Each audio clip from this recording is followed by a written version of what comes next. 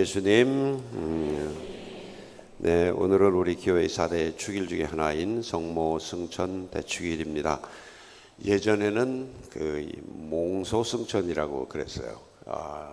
입을 몽자, 부를 소자. 그래서 주님의 부르심을 받으셨다라는 그런 의미의 몽소라는 단어를 썼는데, 어떤 신부님이 그걸 잘못 이해하시고 몸소 승천이다 그래가지고 어떤 구교 할아버지한테 되게 혼난 적이 있다고 그러는데, 성모님께서 몸소 스스로 승천하신 게 아니라 부르심을 받은 몽소 승천이라고 그랬었습니다. 4대 축일이라 하면 성모, 예수 성탄, 또 부활, 그리고 성령 강림, 그리고 성모 승천 대축일을 이야기를 합니다. 예전에는 우리가 이 대축일 굉장히 아주 장엄하게 잘 지내고, 며칠 전부터 고백성사 보고 그냥 성탄 수준으로 그렇게 지냈는데, 하여간 시대가 이렇게 또 바뀌면서 지금 의미가 많이 좀 퇴색된 것 같아서 좀 아쉽습니다. 더군다나 금년은 연휴하고 이렇게 끼어가지고 요즘 세상에는 하여튼 휴가하고 돈 앞에 이길 장사가 없는 것 같아요. 그죠? 예, 휴가들 많이들 가시는 것 같은데, 어쨌건 우리가 그 축일을 이렇게 함께 지내면서 우리가 신앙생활하고 또 인생살이 이렇게 살아가면서 어떤 중요한 그 의미들을 하나씩 이렇게 짚어가는 것은 대단히 중요한 일이라고 생각을 합니다. 성모 승천에 관한 이 이야기는 우리가 참 많이 들었습니다만, 그 연유를 설명해 드리면 이렇습니다.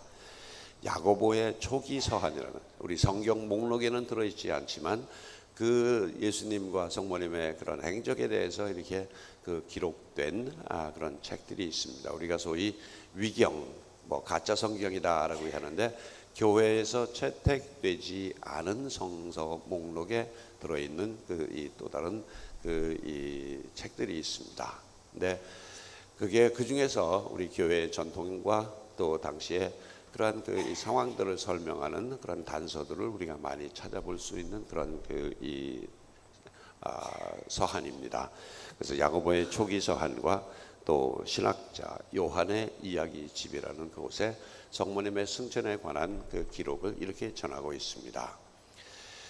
예수님께서 이 승천하시고 이제 그 제자들이 예수님을 성모님을 집에 모시고 잘 가다 때가 돼서 성모님께서 돌아가셨습니다. 그래서 제자들은 이제 성모님을 묘소에 잘 모시고 이제 슬픔에 잠겨 있을 때, 하필이면 그 자리에 토마스 사도가 없었다고 그럽니다. 그러니까 이게 좀 꾸며낸 얘기인 것 같긴 한데, 어쨌건 토마스 사도가 문제도 일으키고 우리에게 의미 있는 일들을 많이 주는 것 같습니다.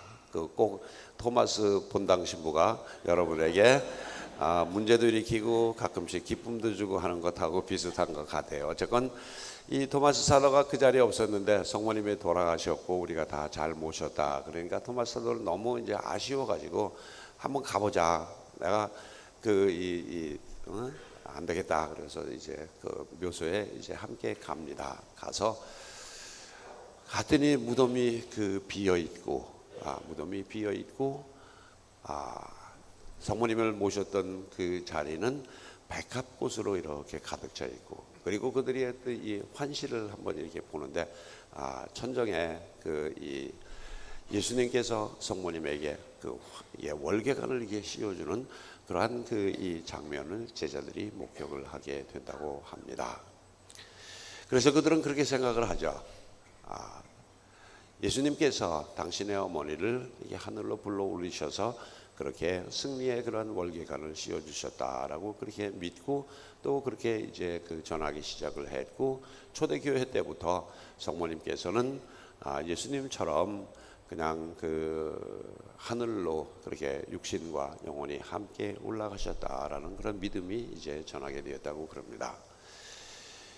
우리나라 성당에는 잘 없습니다만은 서양 여러 성전들 가보면 성모님께 대한 이 그림과 모자이크들이 참 많습니다. 그런데 거기에 가장 대표적인 그림은 어떤 장면이냐 하면은 우리 지금 그이 환희의 신비 그 이 5단에 예수님께서 마리아에게 천상모후에 관한 씌우심을 묵상합시다 하는 그 대목처럼 바로 그 예수님께서 자기 어머니 성모님께 그 영광의 그 화관을 씌워주시는 그런 장면을 그려놓은 곳들이 대단히 많습니다. 성모님께 대한 또 성모님의 그런 그 영광스러운 자리에 대한 가장 대표적인 그림이라 할 수 있겠죠.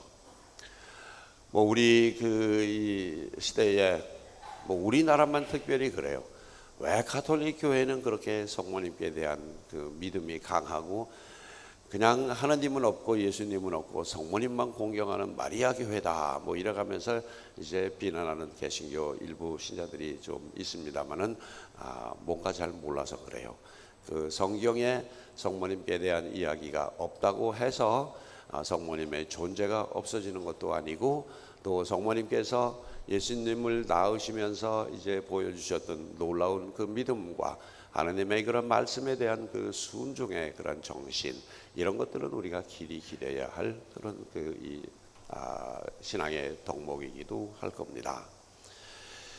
성모님께 대한 그 공경이 예수님이나 하나님께 대한 공경과 이 차등이 있음을 우리는 잘 알고 있습니다. 그러나 성모님은 그 어떤 인간보다도 더 하나님의 사랑을 많이 받으신 분이고 또 하나님께 대한 믿음이 뛰어나셨던 분임을 우리는 또 잘 알고 있습니다.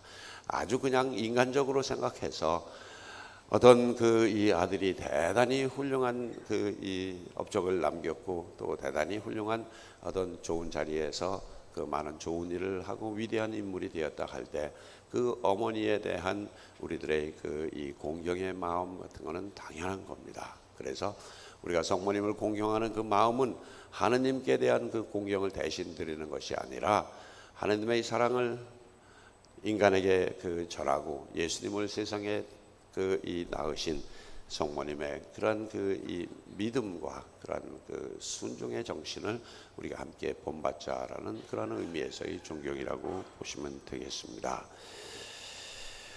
그래서 그 성모님께서는 하늘의 그 이 하나님의 어머니시고 또 예수님께서는 우리에게 그분을 우리의 어머니로 남겨주셨습니다. 그리고 그분께서는 모든 인간 중에 유일하게 원죄 없이 잉태되신 그러한 그 이 분이시고 평생 동정이신 분이셨다는 것을 우리는 믿음으로 고백을 합니다. 그리고 오늘 그 기념하는 그 승천축일처럼 하나님의 특별한 은혜를 입어서 육신이 땅에서 썩지 않고 육신과 함께 하늘로 올라가셨다라는 그러한 믿음을 우리는 이 고백을 합니다.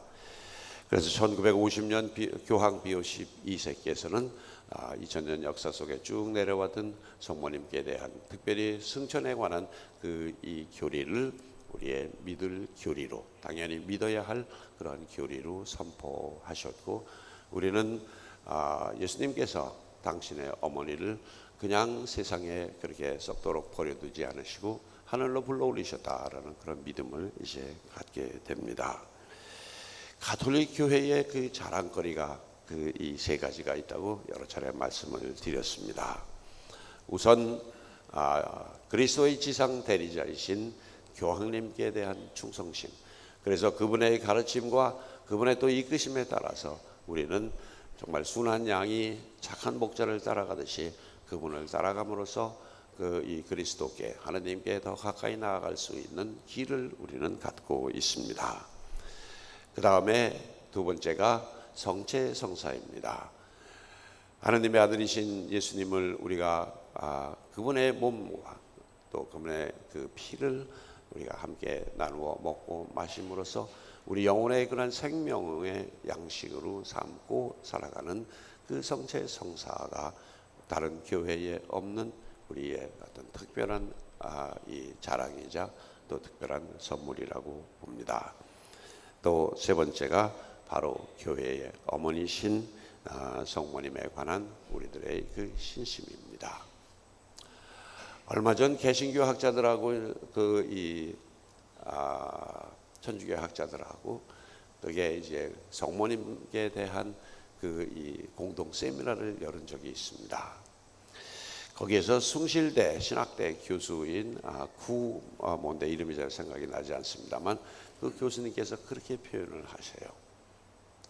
가톨릭 교회는 우리가 살아가는데 반드시 필요한 어머니의 그 역할을 할 수 있는 성모님께 대한 신심을 대단히 강조하는 것이 큰 장점이다. 반면에 개신교회는 그런 어머니 역할을 해줄 수 있는 그러한 이 믿음이 없기에 그러한 뭐라고 그럴까요? 굉장히 호전적이고 적극적이긴 하지만 반대로 호전적이고 배타적이고 투쟁적인 어떤 그런 이 논리 속에 오히려 더 이 가톨릭이 구교라고 얘기하고 자기들이 신교라고 얘기하지만 실제 따지고 보면 더 보수적이고 더 배타적이고 더 이렇게 공격적인 그런 성향이 있는데 그거는 어머니 역할을 해줄 수 있는 어떤 그런 존재가 없기 때문이다라고 그렇게 진단을 한 적이 있죠. 바로 성모님께서는 하느님과 우리 사이에서 어머니가 해주는 것처럼 모든 거 다 들어주고 또 위로해주고 받아주고 하시면서 우리의 중개자가 되시는 그런 존재가 바로 또 성모님이시죠. 뭐 성모님께 대한 우리들의 신심과 이거는 뭐 지나치다 할 정도로 우리가 다 잘 알고 열심히 하고 있습니다만 특별히 중요한 거는 성모님의 그러한 믿음과 또 이 순명의 정신을 우리들의 신앙 속에서 늘 지키며 살아가려는 우리들의 자세이어야 할 겁니다. 오늘 여러분들에게 나눠준 주보에는 우리 교구장님의 특별 메시지가 담겨져 있습니다. 거기에는 성모 승천에 대한 이야기보다 해방을 맞은 또 광복절을 맞은 우리들의 그러한 이 자세 그리고 또 우리들의 기도해야 할 지향점에 대해서 이 안내하고 있습니다. 거기에 제일 중요한 부분 한 구절만 소개해 드리며 강론 가름합니다.